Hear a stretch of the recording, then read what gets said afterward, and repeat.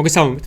მე ვარ ლევან შნიანიძე და მე ამ ვიდეოში ვაპირებ რომ თქვენთან ერთად ჩავატარო ანალიტიკური კვლევითი ექსპერიმენტი, რომელიც მე და ჩემს მაშინდელ კოლეგებს საქართველოს საგარეო დაზვერვის სამსახურში მუშაობისას ერთ-ერთი ევროპული ქვეყნის დაზვერვის სამსახურის წარმომადგენლებმა გვასწავლეს. ქვეყანას შეგნებულად არ ვასახელებ, რომ მე სამსახურეობრივი ინფორმაციის გაჟონვაში არ დამდოს ვინმე ბრალი.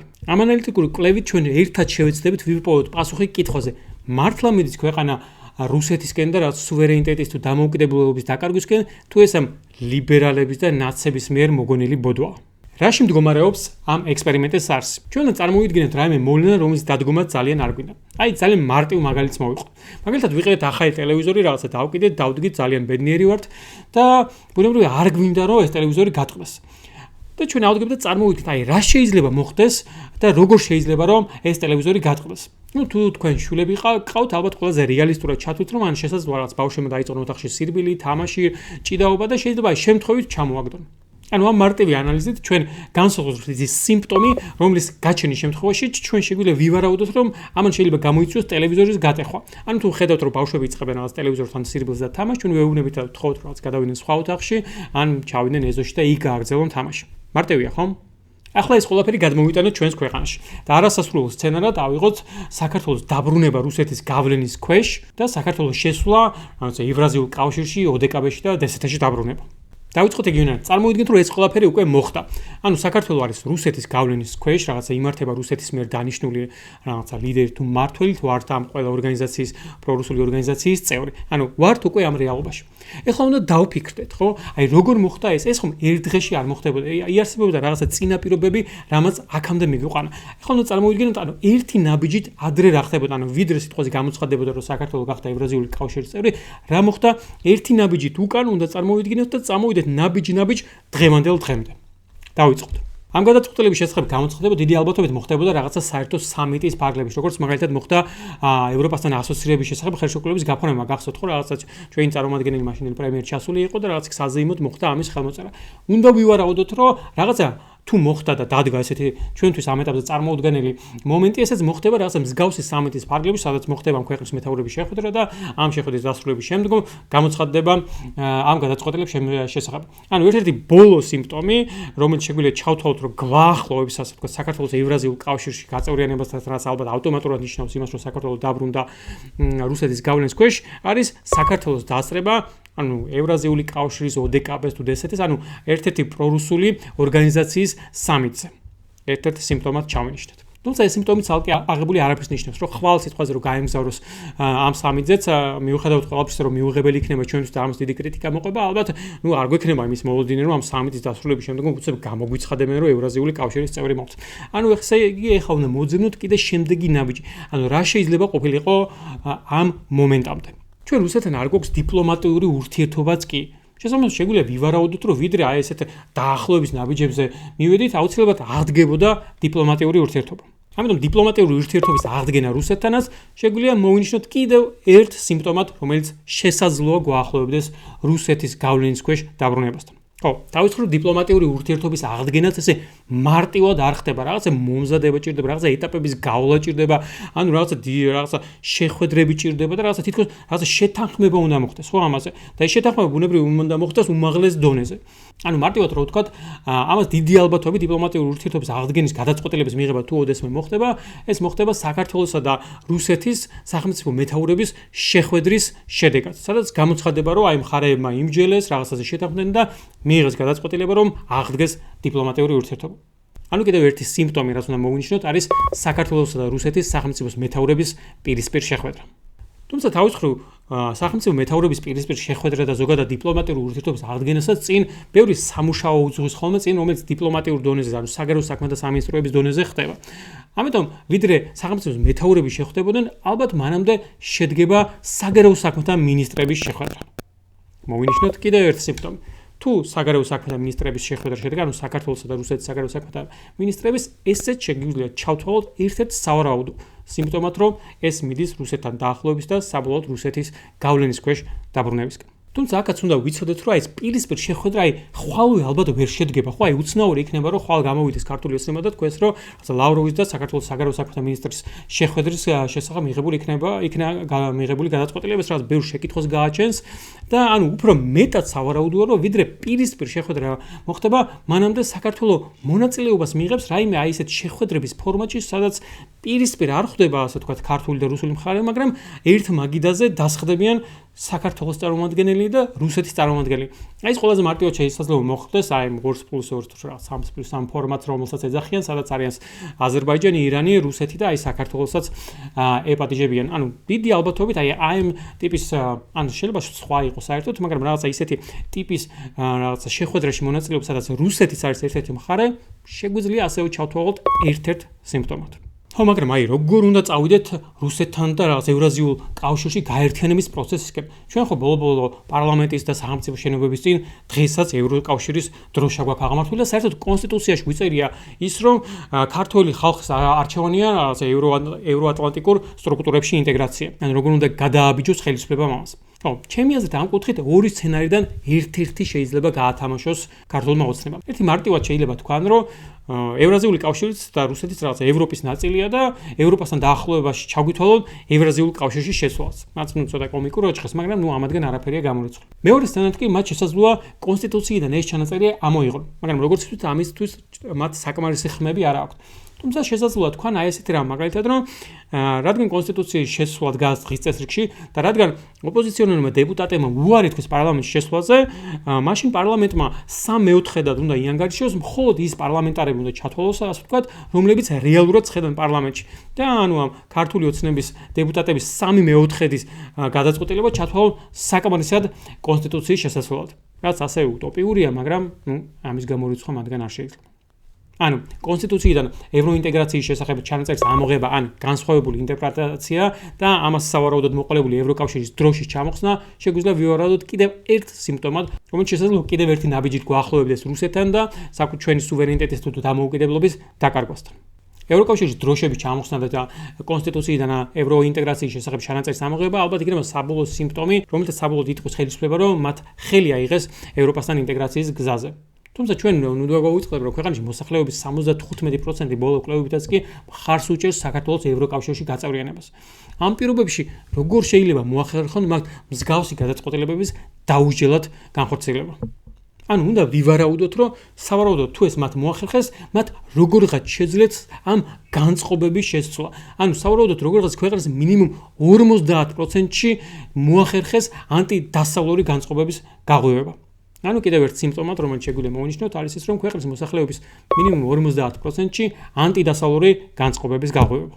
თუმცა, როგორ შეიძლება მიუხედავად პროპაგანდისა, მიუხედავად ყველაფრისა, ჩვენს ქვეყანაში ანტიდასავლური განწყობების ამ მასშტაბით გაღვივება. ანუ ბოლო-ბოლო მარტო პროპაგანდა ხო არის, ანუ ხო არსებობს ჩვენთან, მეტნაკლებად, მაგრამ მაინც დამოუკიდებელი და ოპოზიციური მედია. ისინი ამ პროცესში ხო აუცილებლად თავის სიტყვას იტყვიან და შეუშლიან ხელს ამ პროპაგანდას. ამიტომ უნდა ვივარაუდოთ, ვიდრე ამას მოახერხებდა დიდი ალბათობით მათ როგორღაც მოახერხეს დამოუკიდებელი ოპოზიციური მედიის გაქრობა, მოშტობა, დახურვა. ანუ კიდევ ერთი სიმპტომი. ოპოზიციური მედიის დახურვა შეიძლება ასე ვთქვათ ჩავთვალოთ კიდევ ერთ სიმპტომად, რომელიც შეიძლება გვაახლოვებდეს საქართველოს სუვერენიტეტის დაკარგვასთან. თუმცა თავის მხრივ მედიის დახურვაც ესეთი მარტივი ხო არ არის. ანუ საქართველოში მაინც აი უკვე რაღაც სამოქალაქო საზოგადოება არსებობს, აგერ ქუჩაში გავდივართ რაღაცებს ვაპროტესტებთ, ხო? ანუ ესე მარტივი არ იქნება, ანუ არასამთავრობო სექტორი არის პლუს, რომელიც მსგავს რაღაცეებზე ყოველთვის ხაზგასმით აღნიშნავს და საუბრობს. აუცილებლად ამას სამოქალაქო საზოგადოებებიდან რაღაცა რეაქცია მოყვება და რაღაცა წინააღმდეგობა მოყვება. ანუ მედიას ვერ დახურავ თუ იცი რომ ამას მოყვება ძლიერი რაღაცა პროტესტი და ძლიერი დაპირისპირება სამოქალაქო საზოგადოების მხრიდან. ამიტომ აქაც ერთი ნაბიჯით უნდა წავიდეთ წინ თუ უკან დღევანდელობისკენ და უნდა დაუშვათ, რომ სავარაუდოდ მათ მოახერხეს როგორღაც პროცესიდან არასამთავრობო სექტორისა და სამოქალაქო საზოგადოების გათიშვა.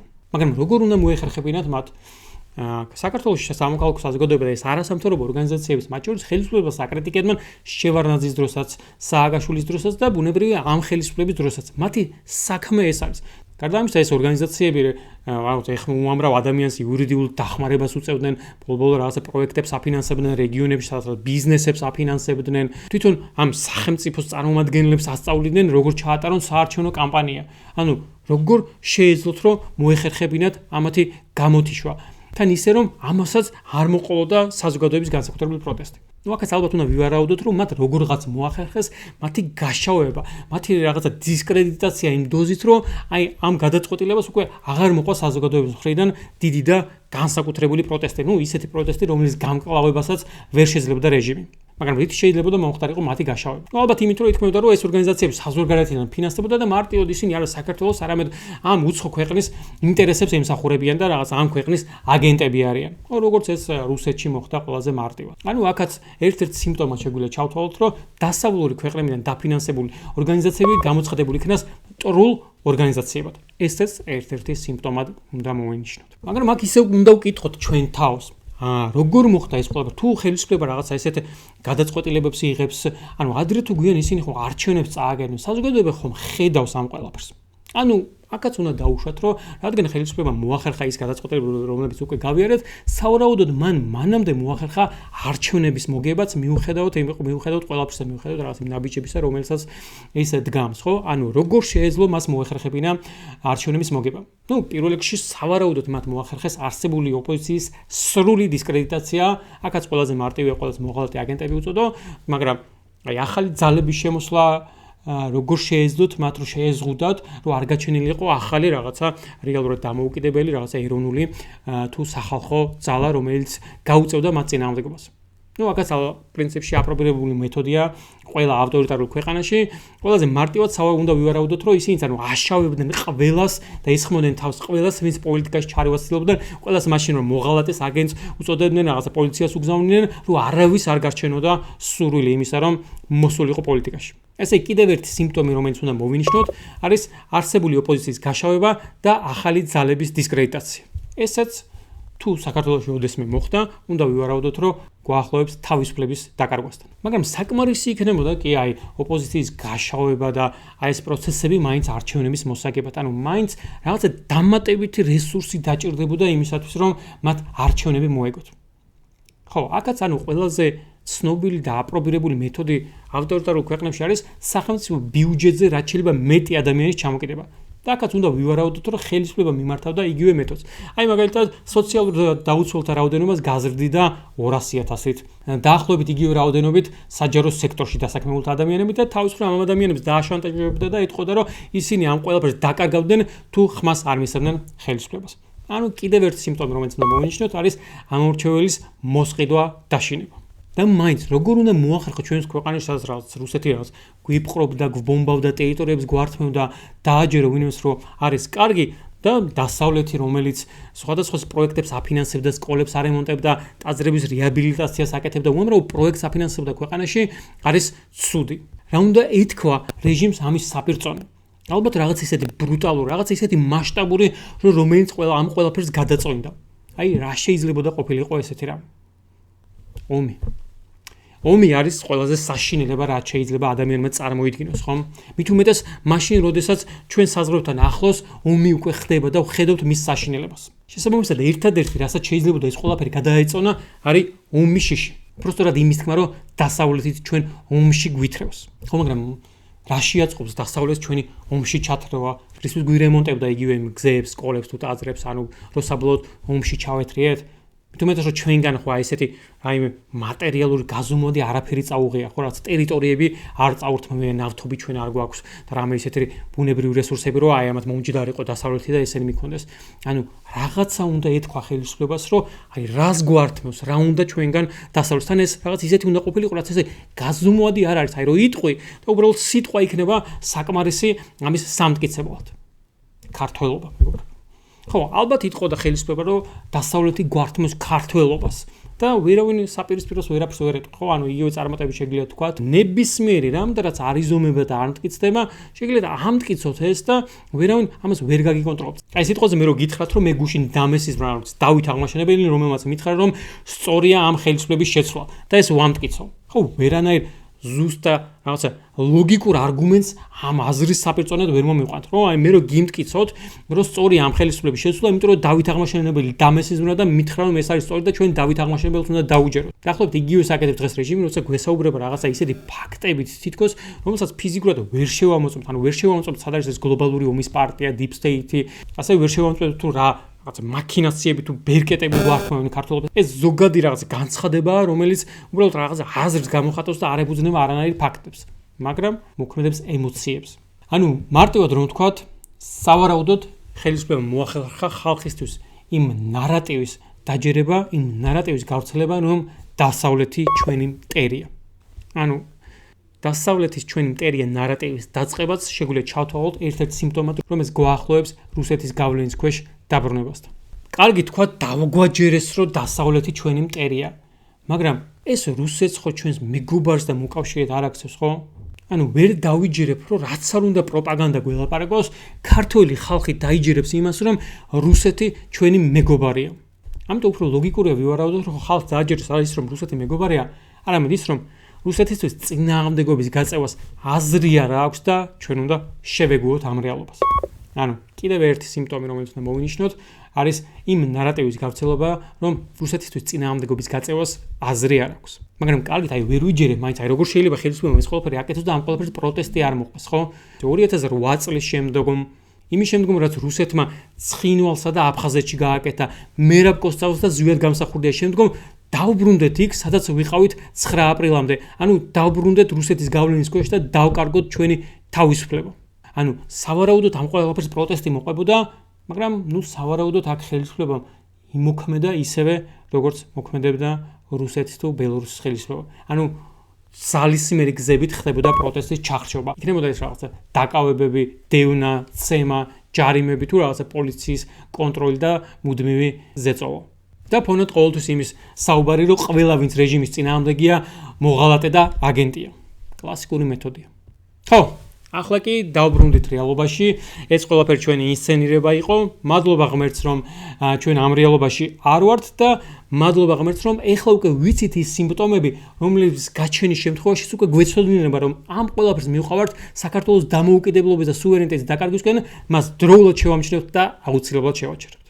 დიდი მადლობა.